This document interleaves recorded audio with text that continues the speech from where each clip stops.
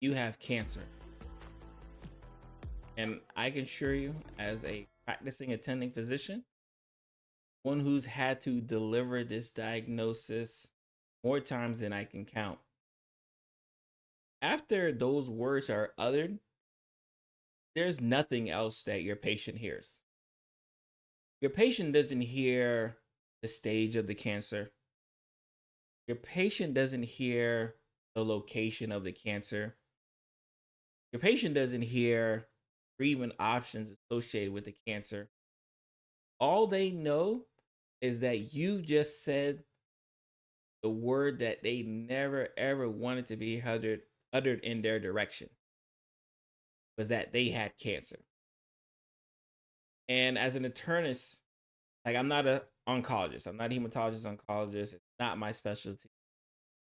But unfortunately, a lot of times in my initial workup, I'm usually the one who finds out, or I'm the cause of you eventually finding out that that growth that you notice, that weight loss that you notice, that hair loss that you notice, that change in your bowel habits that you notice happens to be cancer.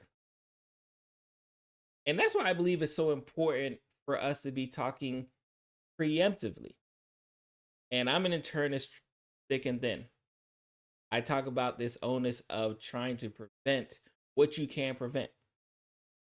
That's why I'm such a big proponent of primary care, because I understand that if I can just treat you before the big things happen, guess what? The big things don't happen. I used to joke with my patients and even my hospital administrators that my job is to try to make sure that the hospitals go poor. Because if I'm doing a great job as a primary care physician and taking care of my patients before the problems arise, guess what? They don't end up in the hospital with this. They don't end up in the hospital with a heart attack. That doesn't occur if I'm doing my job along with my patient. So for this month of February, I already know it's American Heart Month, but it's also Cancer Prevention Month. And we're going to talk about what that means and why that's important for us, especially as we continue to move out of the shadows of this pandemic and as we continue to move toward the light of diseases that kind of got put to the back burner, unfortunately. The CDC put out a report that said that cancer screenings for all cancers, breast cancer, lung cancer, prostate, were behind because of the pandemic, because less people were going to get their routine screen, because less people were going to the physician for their routine checkups. All of those things will accumulate, unfortunately, to more deaths. So after you listen to today's episode, I want you to kind of understand that, yes, we can be preventative even when talking about the big C word,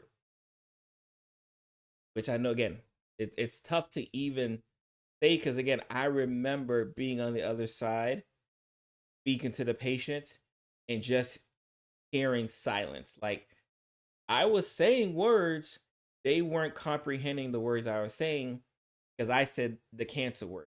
I said the word that they never want to hear.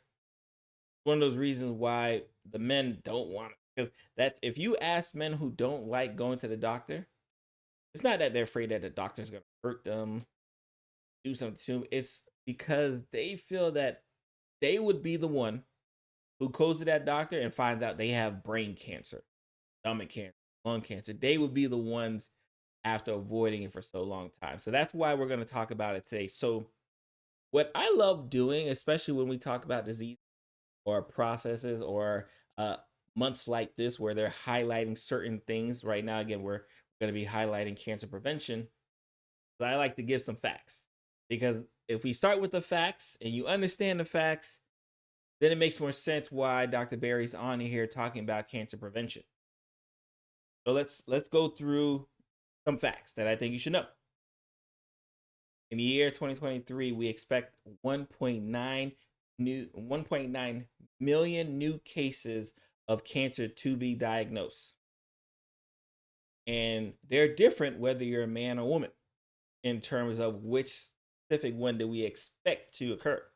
So for men, we expect the number one cancer in men. And full disclosure, or maybe put an asterisk on it, this doesn't include the skin cancers, because skin cancers happen so frequently, and we could probably do a whole discussion on that. It happens so frequently that they have to put it in its own category, or it would always be the number one cancer. So it doesn't even include skin cancer. So skin cancer to the side. Number one for men, prostate cancer. Number two for men, lung cancer. And number three, colorectal cancer. We talked about colorectal a lot in the show here. Oh, fast forward for the women. List may be sound a little similar. Number one, breasts. True and true by far. Breast cancer, number one cancer diagnosis for women. Number two, lung, and number three, colorectal cancer. So number two and three kind of, they're there. Lung and colorectal, they're right there. What typically changes is the top of the line. So we know for men that since 2014, there's actually been a rise in cases of prostate cancer. So the other cancers have kind of flattened out, kind of remained the same typical number, but we've seen a rise in. What's worse, we've seen a rise in advanced cancers. We'll talk about that a little bit about that later, but we've seen a rise in cancers at a much later stage because we're diagnosing better. I mean, are diagnosing later because we're not diagnosing at all. I'm not sure. In regards from an incidence standpoint, cancer is gonna more likely to occur if we're thinking about risk factors in men than women.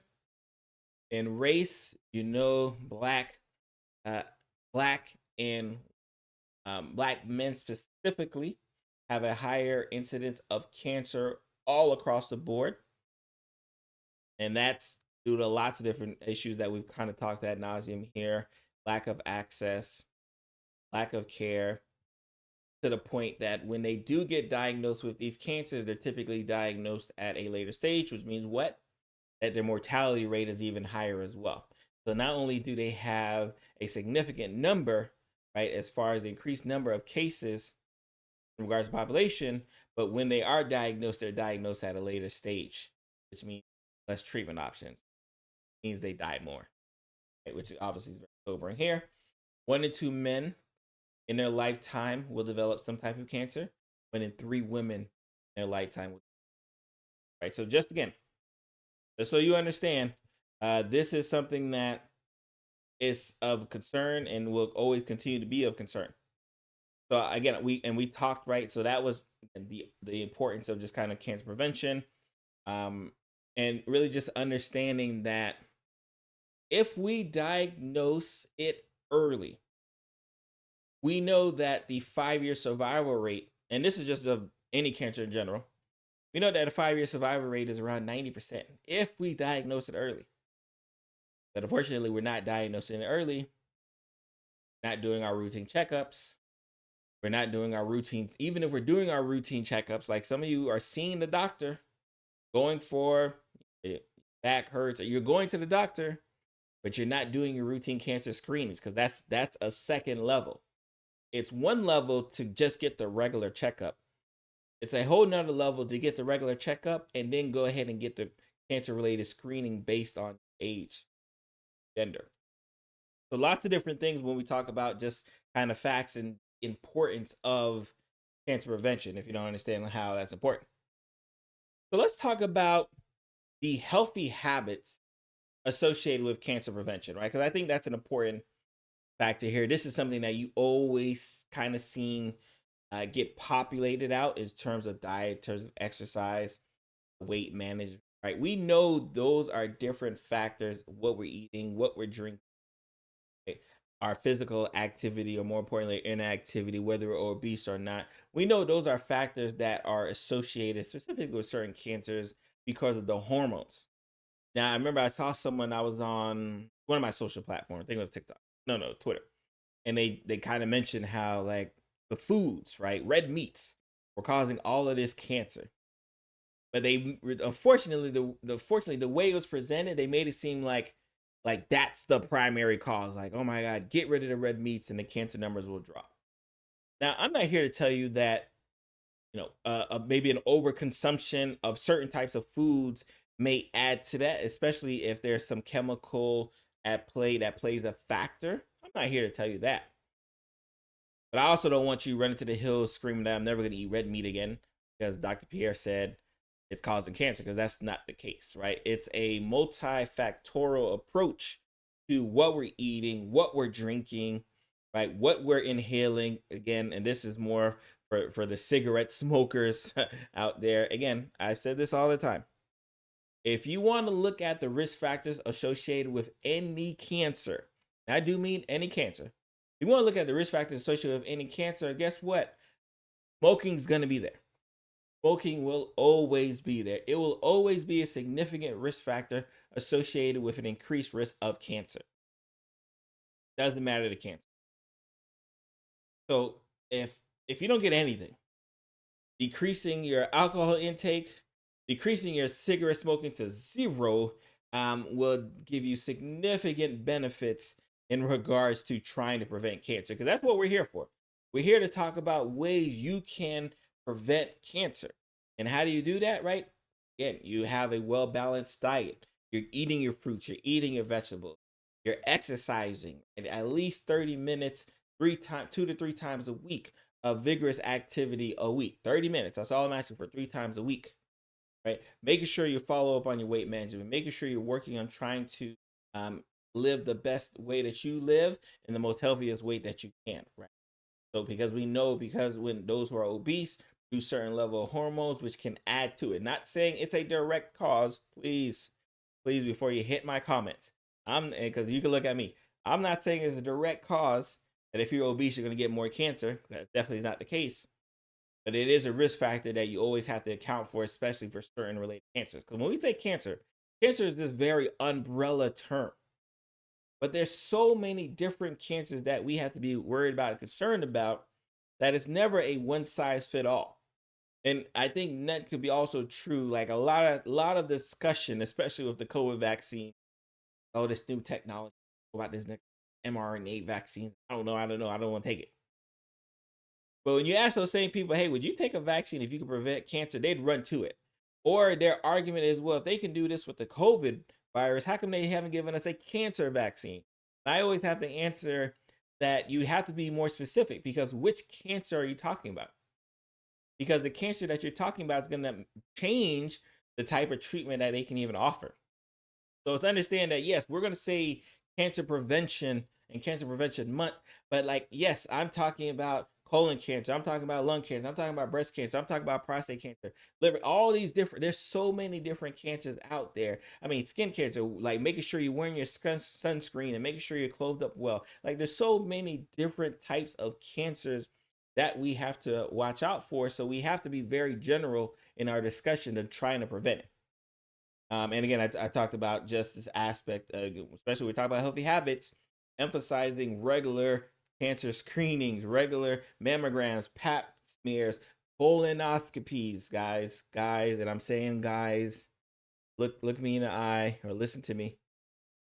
You got to get your colonoscopy. It has to be done. If you're African American male, understand that just because you're African American male means that you're a higher risk for advanced colon cancer, which means you actually have to get it at an earlier age than the typical standard. Typical standard right now is about 45 years old. Around the age 40, which I just turned 40 a couple months ago, you have to start thinking, all right, when can I get my colonoscopy? When can I knock that out? Like that is how severe and significant it is.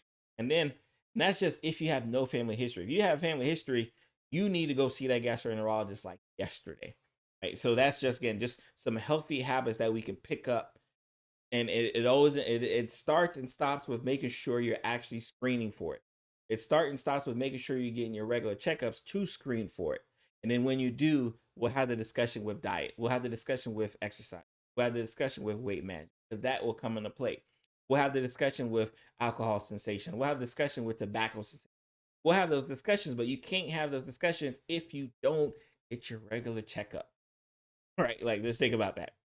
Now, there's some environmental factors that we have to worry about, right? I think that's an important play too. Environmental factors associated with cancer. Something that you need to worry about. Impact of air pollution. This is the big one. I read. Long-term exposure to air pollution has been linked to an increased risk of lung cancer and other respiratory diseases. Toxins in environments such as pesticides, heavy metals can also increase cancer risks. So understand that yes, diet, lack of exercise, smoking, yeah, that's at play. But there's some environmental issues of concern that will definitely play a factor. Flint, Michigan, and the fact that they don't have clean water and they have carcinogens within their water because their infrastructure was so bad. That's an environmental thing. That's a structural thing that, how do you avoid that? So there's some things that are something, yes, we can avoid. And there's some things that are all around us that we have to even make a better determination for or against, right? When trying to prevent this aspect of cancer just in general. Reducing the importance, reducing the exposure to harmful chemicals and substances, pesticides, heavy metals, we kind of mentioned before. And the environmental aspects associated with cancer, and I specifically mentioned Flint. Jackson had this issue with its water supply, is that this is when you yourself can't do it all. This is when, your city, right, your state, your government has to do something to protect you, because this is something that is so above you but definitely can affect you personally. So this is again just an aspect when we're trying to think about these different ways of trying to prevent cancer. We have to think about the different ways that we can pick it up, because if you don't know how you can pick up these types of cancers, how can you prevent them? I think that this common sense, right? You can't prevent what you don't know is coming at you. If you don't realize those pesticides that you're in are harmful to your body, maybe not in the immediate run, but in the long term, if you don't recognize that that's an issue, guess what? You don't protect yourself regarding that issue. If you don't recognize that that building may have asbestos and other things that can cause cancer, not in 1 year, but maybe in 10 years, 15, 20, guess what? You can't protect yourself. It's the reason why you see these commercials now with like mesothelioma and these lawyers who are ready to sue naval yards and everything else, because the environmental contaminant that was there contaminated you like 15, 20 years ago. And you're just now going to feel the effects. So these things doesn't have to be an immediate thing. It doesn't have to be like, oh, I fell, I broke my hip, I recognize that. No, it could be I'm in a building, I'm growing up in a building with asbestos, and in 10, 15 years, I develop a lung cancer because of what happened 10 to 15 years ago. So this is one of those things where I always talk about what you can prevent, right? Versus what you can't do nothing about, right? You can't do nothing about a building with asbestos. You can't do anything about copper and lead being in paint, right? And lead being in your water supply. There's nothing you specifically can do, and this is why you need that government. Say, hey, I recognize the problem. This building is a problem. I recognize that these chemicals are. I recognize that the red dye that I put in certain food is a problem. And for those who may not know, if you go down a rabbit hole, especially if you're watching this from the United States or you're listening to this from the United States podcast, if you go down a rabbit hole of what foods are allowed here in this country that aren't allowed in other countries, let me just say you might not eat very much, right? It's kind of scary. And I want to also talk about the role of genetics. The role of genetics. Again, I talk about things that you can change, things you can avoid, and things you can't do nothing about. And the role of genetics is so significant because the role of genetics is where you, as the patient, have to do the digging, right? You have to do the detective work. You don't know how many people I talk to, especially when I'm doing outpatient medicine, but even when I'm doing inpatient medicine. The amount of people I talk to when I say, what medical history does your mom have? What medical history does your dad have? What about your grandparents? I don't know. I don't know. I don't know. So imagine not knowing if your grandparents suffer from diabetes, hypertension, high cholesterol. Imagine not knowing if you had a cousin who had colon cancer when they were 40 years old. And guess what? You're 40 years old. Imagine not knowing if you had an aunt who had breast cancer and it was a significant breast cancer. Imagine not knowing these things. And these are things that, again, you can't change. Your genetics are there, they're not going nowhere. Right? So if you don't even do the digging and making sure, hey, what does my family history look like? How can you actually prevent cancer within yourself? Again, we have to, when we talk about cancer, I know it's a scary word, but we have to be proactive in our approach in trying to prevent it. That's the name of the game. If you don't get nothing from today's show, how can I be proactive in my approach in preventing cancer? We're not here to tell you that it's impossible because it's that's false. Right? There are lots of different things we can do to try to prevent cancer. Not to say all cancers, but there are some things we can do to try to prevent it. Even down to the nitty gritty of being in the genetic component. If you have a genetic risk factor, you have a family history that's associated with breast cancer, you have a family history that's associated with colon cancer, you have a family history that's associated with lung cancer, guess what? You could be more preventative when you do your routine checkups. You could be more preventative when you do your routine cancer screen. You could be more preventative when you're working on your diet, when you're working on your exercise. You could be more preventative in those other facets once you know the information. But it does you no good if you do not know the information. So that's the problem, right? And it mentions here, right? Approximately 5 to 10% of cancers are due to inherited genetic mutations. 5 to 10%. 5 to 10% that there's nothing you could do about it. It's not an environmental thing. It's not a food thing. It's not a lack of exercise thing. It's not a I smoke all day thing. It's a genetic mutation that you were already born. Right? So that's why it's understand having family history of cancer increases the risk of developing cancers. And sometimes it not only decreases the risk of you developing that specific cancer that your family member got, but it also increases the risk of you developing other cancers. So cancer begets cancer sometimes, right? Definitely something to be worried about, right? So that's why, again, we talked about even with individuals with a genetic predisposition, reducing the risk through your lifestyle adaptation is going to be key, right? That's the crux, right? Being able to recognize that I can put, you know, roadblocks in play to try to prevent this road of cancer because I don't want to go down the road of cancer. Guess what? Nobody wants to go down the road of cancer. Nobody wants to hear a doctor say those words.